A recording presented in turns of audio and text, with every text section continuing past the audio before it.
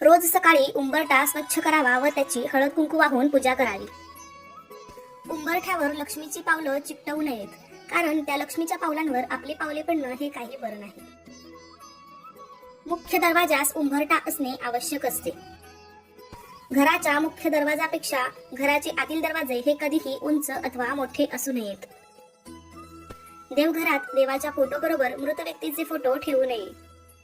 घराचा मुख्य दरवाजा नेहमी फडक्याने पुसून स्वच्छ ठेवावा.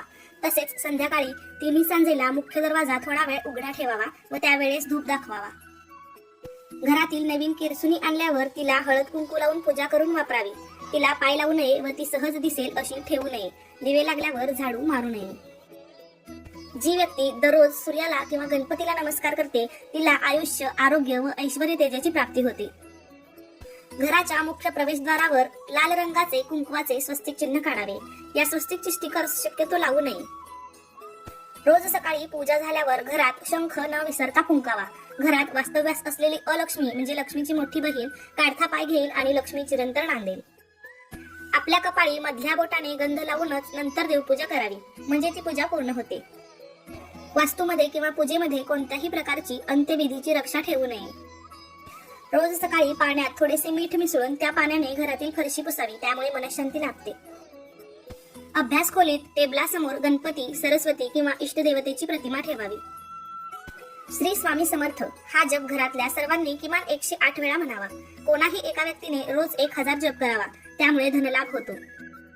तुळशीमध्ये काही लोक शंकराची पिंड ठेवतात, ते चुकीचे आहे. तर काही लोक भंगलेल्या मूर्ती तुळशीत ठेवतात, तेही चुकीचे आहे.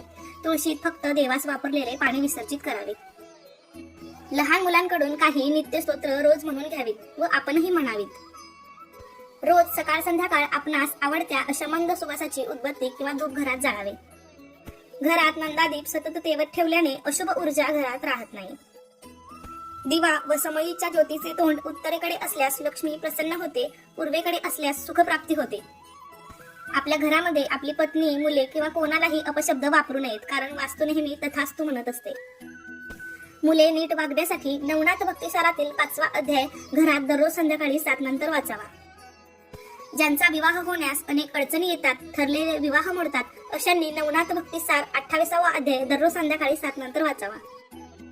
सतत पवित्र गोष्टींचे ध्यान करावे. चुकूनही अपशब्द बोलू नये. शक्य असेल तर रोज 1 तास मौन पाळावे. रोज स्नान करूनच भोजन करावे. जेवण केलेल्या ताटात हात धुवू नये. मांडीवर व हातात ताट घेऊन जेवू नये. दक्षिणेकडे देखील तोंड करून जेवू नये. कोणत्याही महत्त्वाच्या कामासाठी घराबाहेर पडताना चमचाभर गोड दही खाणे अत्यंत शुभदायक व लाभदायक असते. लक्ष्मीची साधना, पूजा, प्रार्थना करताना साधकाचे तोंड पूर्वेकडे अथवा उत्तरेकडे असावे. कुलदेवताचे वर्षातून एकदा दर्शन, अभिषेक व पूजा टाळाटाळ न करता करावी. तुमच्याकडे पैशाचा ओघ सतत राहील. उपवास केल्याने शरीर शुद्धी होते. यात्रा केल्याने शरीर बलवान होते.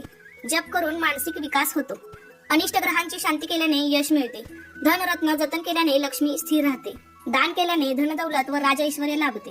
वास्तुशास्त्रानुसार घर बांधल्याने स्वास्थ्य मिळते. रत्न वापरल्याने मानसिक स्थिरता, शरीर बलवत्ता लाभते. रोज ध्यान करून एकाग्रता, दृढ निश्चय आणि निर्णय क्षमता वाढते.